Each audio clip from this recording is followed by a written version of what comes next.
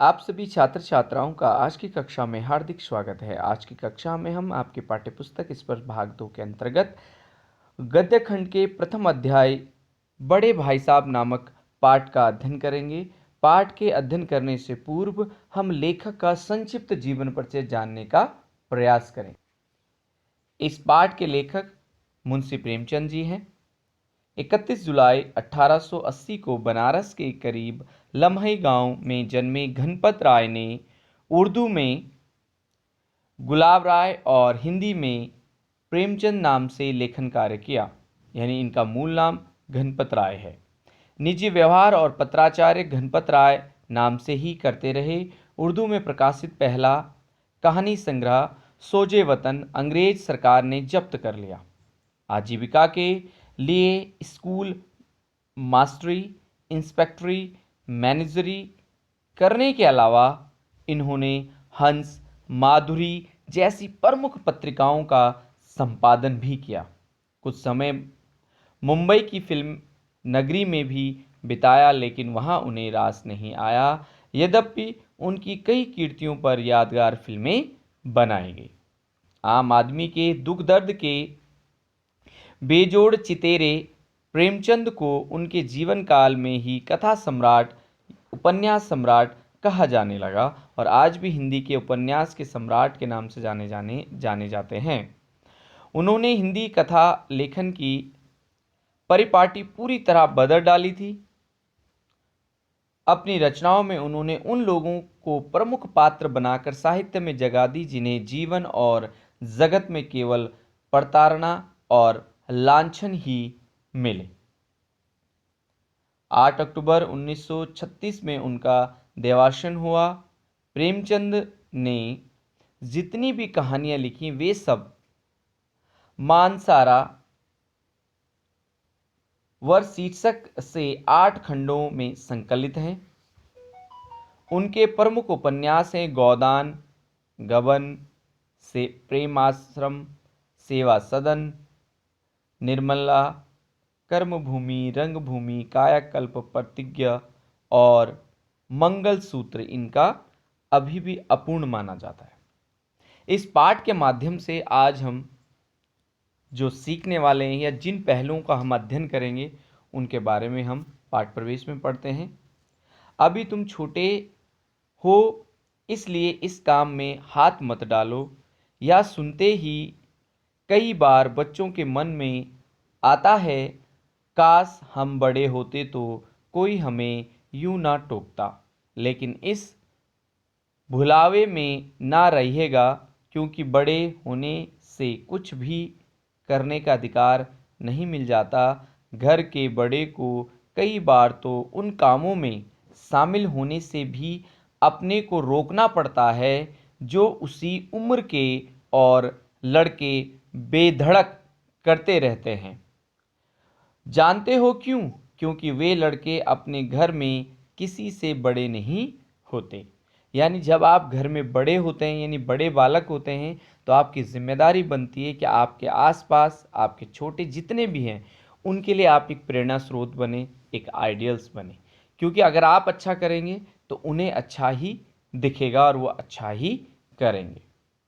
प्रस्तुत पाठ में भी एक बड़े भाई साहब हैं जो हैं तो छोटे ही, लेकिन घर में उनसे छोटा भाई और है। उससे उम्र में केवल कुछ साल बड़ा होने के कारण उनसे बड़ी बड़ी अपेक्षाएं की जाती हैं और जब आप घर के बड़े होते हैं तो आपसे बड़ी बड़ी उम्मीदें की जाती हैं। बड़ा होने के नाते वह खुद भी यही चाहते हैं और कोशिश करते हैं कि वह जो कुछ भी करे वह छोटे भाई के लिए एक मिसाल का काम करे, यानी एक प्रेरणा का काम करे। इस आदर्श स्थिति को बनाए रखने की के फेर में बड़े भाई साहब का बचपना त्रोहित हो गया, यानी इस पाठ में हम इसी तरीके से बड़े भाई के संपूर्ण व्यक्तित्व, उनके द्वारा जो निर्देश और नसीहत दी जाती है, यानी छोटा भाई लेखक जिसके बारे में हम बात करते हैं, वो अपने बड़े भाई के बारे में पूरी तरह से क्या करते हैं, बताने का प्रयास करते हैं कई पहलुओं का, कि किस प्रकार से लेखक को पढ़ने के संबंध में वो उनके लिए एक योजना बनाते हैं। कि किस तरीके से उन्हें पढ़ना है। वार्षिक परीक्षा और लेखक का परीक्षाफल जब आता है उसके बारे में वो बताते हैं, चर्चा होती है इस पाठ के माध्यम से। और शिक्षा के नाम पर छात्रों पर होने वाले अत्याचार, यानी कुछ चीज़ें ऐसी होती हैं जो उनकी जो भावनाएं होती हैं उन्हें दबाया जाता है, उसके बारे में भी आज हम चर्चा करेंगे। ये किसके दृष्टिकोण से है, ये वाला जो पॉइंट है, लेखक को, बच्चे को ऐसा लगता है।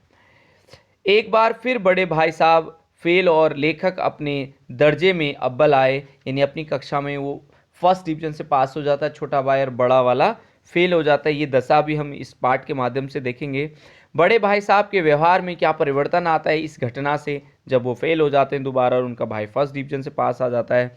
लेखक का रंगे हाथों पतंगबाजी में पकड़े जाना, और कभी कभी लेखक को जैसे कि उसकी पतंगबाजी या खेल में उसको पकड़ा जाता, उनके बड़े भाई उन्हें पकड़ते। और साथ ही साथ सबसे इम्पॉर्टेंट जो बात इस पार्ट में रखी गई है, सबसे महत्वपूर्ण जो भाग है, वो अनुभव का महत्व रखा गया है और लेखक की सहमति, और लेखक किस बात से सहमत होता है इन सभी तथ्यों में। तो ये सब आज इस पाठ के माध्यम से हम जानने का प्रयास करेंगे।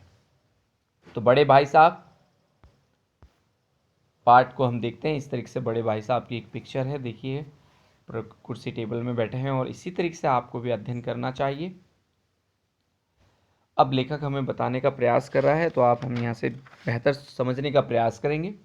मेरे भाई साहब मुझसे 5 साल बड़े, लेकिन केवल 3 दर्जे यानी 3 क्लास आगे थे। उन्होंने भी उसी उम्र में पढ़ना शुरू किया था जब मैंने शुरू किया था, लेकिन तालीम मतलब शिक्षा जैसे महत्व के मामले में वह जल्दबाजी से काम लेना पसंद नहीं ना करते थे।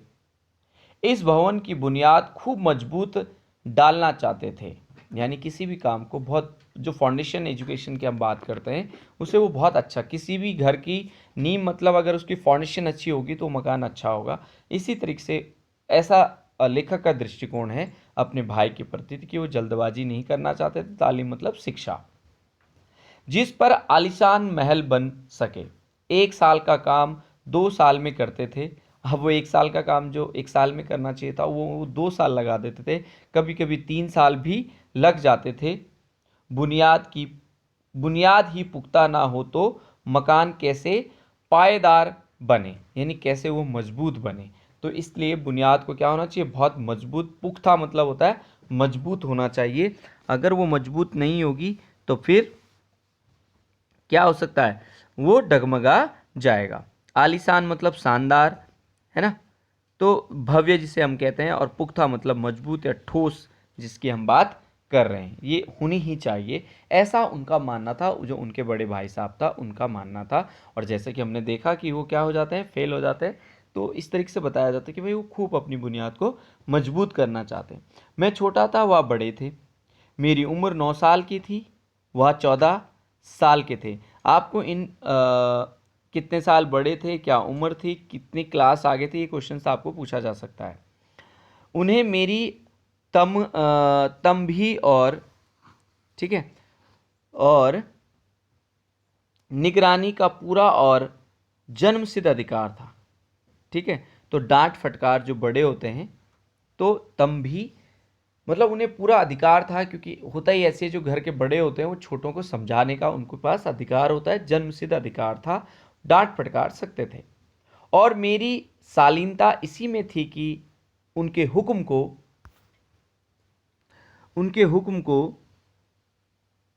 जन्मसिद्ध अधिकार का मतलब तो आप जानते हैं, जन्म लेते ही जो अधिकार, जन्म से ही या जन्म लेते ही जो अधिकार उनके पास होता है उसे जन्म अधिकार कहते हैं। यहाँ पर शब्द आया, शालीनता का मतलब होता है विनम्रता, ठीक है, हुक्म मतलब होता है आदेश, ठीक है, तो वो मानना ही था, कानून समझो, यानी जो वो कहें या जो उनका आदेश हो उसे वो कानून मान के उसका क्या करें, पालन करें। ठीक है, वह स्वभाव से बड़े अध्ययनशील थे, यानी कि उनका जो बिहेवियर था वो कैसा था, अध्ययनरत था, वो निरंतर स्टडी करते थे, हरदम किताब खोले बैठे रहते थे, जैसे कि हमने कुर्सी मेज में देखा। और शायद दिमाग को आराम देने के लिए कभी कॉपी पर किताब के हंसियों पर चिड़ियों, कुत्तों, बिल्लियों की तस्वीर बनाया करते थे। देखो क्वेश्चन इस तरीके से आएगा कि बड़े भाई साहब दिमाग को आराम देने के लिए क्या करते थे? तब आप बताएंगे चिड़ियों, कुत्तों और बिल्लियों के क्या करते थे? वहां पर क्या बनाते थे? चित्र बनाते थे, तस्वीरें बनाते थे। ठीक है, और एक ही शब्द को बार बार लिखने का भी वो कई बार क्या करते थे? प्रयास करते थे। कभी कभी एक ही नाम या शब्द या वाक्य 10-20 बार लिख डालते। क्या क्या करते? एक तो वो करते, एक तो हमने क्या कहा, क्या कर देते? चिड़ियों, कुत्तों, बिल्लियों की तस्वीर बनाते। साथ ही साथ कभी कभी एक ही नाम को क्या कर देते? कई बार, या वाक्य को या शब्द को क्या कर देते? 10 से 20 बार लिख देते। कभी कभी एक शेर को बार बार सुंदर अक्षरों में नकल करते। नकल करना मतलब कॉपी, एक शब्द लिख दिया और बार बार उसी को लिखते चले जाएंगे, जैसे शेर को लिखते जा रहे हैं। कभी ऐसी शब्द रचना करते जिसमें ना कोई अर्थ होता, ना कोई सामंजस्य होता, यानी ना उसमें किसी प्रकार का तालमेल होता। ठीक है, और इस तरीके के शब्दों का वो इस्तेमाल करते रहते थे। मसलन एक बार, और हुआ क्या, इसका परिणाम क्या हुआ? मसलन एक बार उनकी कॉपी पर मैंने यह इबारत देखी, स्पेशल आमीना भाई भाइयों भाइयों, दरअसल भाई भाई, राधे श्याम, श्रीयुत राधे श्याम, 1 घंटे